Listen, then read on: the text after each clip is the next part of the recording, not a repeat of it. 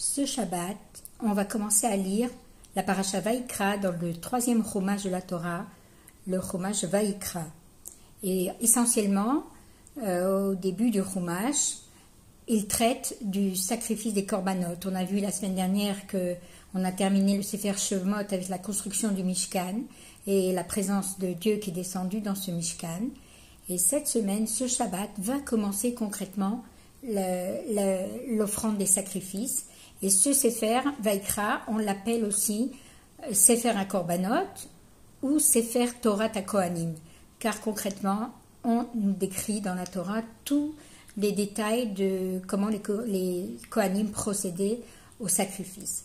Maintenant, on sait que toutes les mitzvot de la Torah et chaque halakha de la Torah, elle est éternelle et elle s'adresse en particulier et aussi aux mitzvot qui avaient lieu dans le Mishkan et dans le Beth Amikdash, même quand le Beth Amikdash n'est plus là. Comment est-il possible maintenant concrètement d'amener un korban en offrande à Dieu alors que le Beth Amikdash n'est pas là? La Torah nous dit, qu'on a appris dans les parashiotes précédentes, avec la construction du Mishkan, Hachem exprime son désir que chacun de nous fasse de lui pour une demeure pour Dieu ici-bas. Vasuli mikdash v'shachanti betocham. Faites-moi un sanctuaire et je résiderai parmi eux. Il n'est pas dit parmi au sein, il est dit au pluriel. Je résiderai parmi vous au pluriel. Et pourquoi lo betocho, pas à l'intérieur de lui, puisque le but du Mishkan, c'est que la présence de Dieu réside à l'intérieur du Mishkan. Non, Hachem s'adresse ici dans cet ordre pour chacun de nous de construire le Mishkan, que chacun de nous, à l'intérieur de nous, on doit construire un Mishkan pour Hachem, une place, un sanctuaire à l'intérieur de nous. Dans la Kabbalah et dans les Sifrei Chassidut, on dit que le mot Korban vient de la même racine que le mot Kiruv. En fait, qu'est-ce qu'offrir un sacrifice à Dieu? C'est l'effort de se rapprocher de Dieu par le Korban qu'apportaient les Bnei Israël au temps du Mishkan et du Beth Amikdash. Alors ils réparaient la faute. Il y avait toutes sortes de korbanot, des offrandes pour remercier Dieu, des offrandes pour faire expier les fautes qu'on avait commises. Maintenant, de nos jours, concrètement, on ne peut pas faire cette avoda des korbanot, mais de même que pour apporter un sacrifice, il y avait plusieurs étapes, il y avait tout un processus et un procédé qui se faisait étape par étape. Alors pour nous maintenant, la seule manière qu'on peut offrir des sacrifices pour pouvoir se rapprocher d'Hachem, faire des efforts pour se rapprocher d'Hachem, c'est en faisant ce travail spirituel qui s'appelle offrir un sacrifice. Maintenant, on va voir concrètement comment réaliser ce travail spirituel qui n'est pas si facile. Alors on va comparer avec les étapes de l'apport du sacrifice dans le Mishkan ou dans le Beth Amikdash. D'abord, un juif qui avait besoin d'offrir un sacrifice apportait au Kohen un animal. Et le Kohen, donc, prenait l'animal et ensuite, les autres étapes, on va voir par la suite. Maintenant, qu'est-ce que c'est la première des choses? Comment, spirituellement, amener un animal? Qu'est-ce que l'animal à l'intérieur de nous? Alors, on sait qu'Hachem nous a créés avec une âme divine et une âme animale. Cette âme animale, c'est la partie de notre vie, de notre être, qui est attirée qui a des besoins, qui a des penchants, qui a un attrait pour les choses matérielles et les choses physiques. Et en fait, c'est une opposition avec les besoins de la Neshama. La Neshama, elle, par nature, elle est attachée à Dieu puisqu'on est une partie d'Hachem.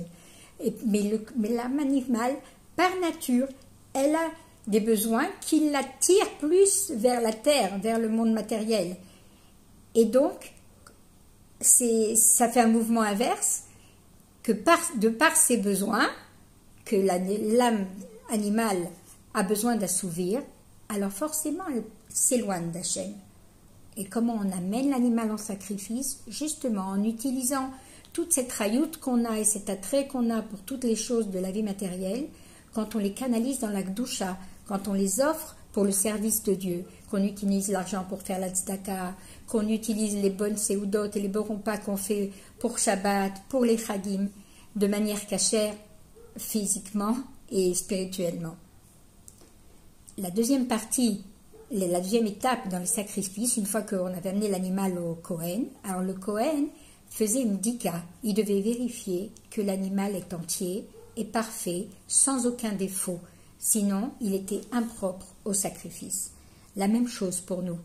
Nous, on doit se vérifier, s'analyser à l'intérieur de nous, vérifier qu'il n'y a pas la moindre partie de notre âme qui est attirée par le contraire de la Gdusha, par le contraire de faire la volonté de Dieu, par l'envie de faire une chose qui va nous éloigner de Dieu et qui nous empêcherait de nous rapprocher d'Hachem. La troisième étape, c'était la shrita. Alors à ce moment-là, on faisait la shrita de l'animal, on égorgeait l'animal, et dans le procédé de la shrita, alors qu'est-ce qui se passe? L'animal est vidé, on l'égorge, donc il est à terre, il est vidé de son sang, jusqu'à ce que la vie s'en aille. La vie s'en va, mais les membres du corps restent entiers. C'est ce qu'un juif aussi doit faire. Il doit pour se rapprocher de Dieu, il doit se comporter de manière à enlever, à minimiser, on va dire, parce que c'est très difficile.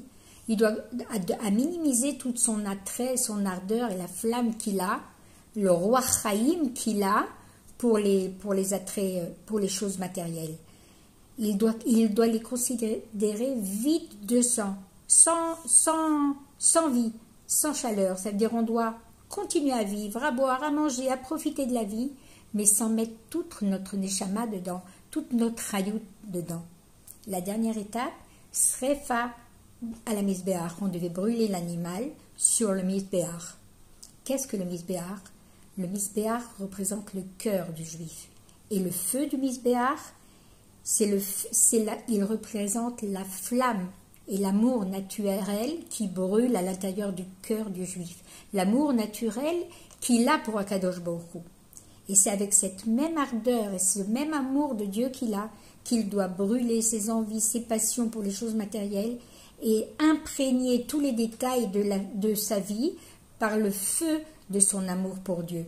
Et c'est ainsi que nous aussi, on peut offrir des sacrifices dans le Zman propice de Parashat Vaikra, l'enseignement qu'on vient de recevoir maintenant. On peut offrir des sacrifices à Dieu partout, en tout moment, en attendant la possibilité de le faire très rapidement dans le 3e Beth Amikdash. Amen.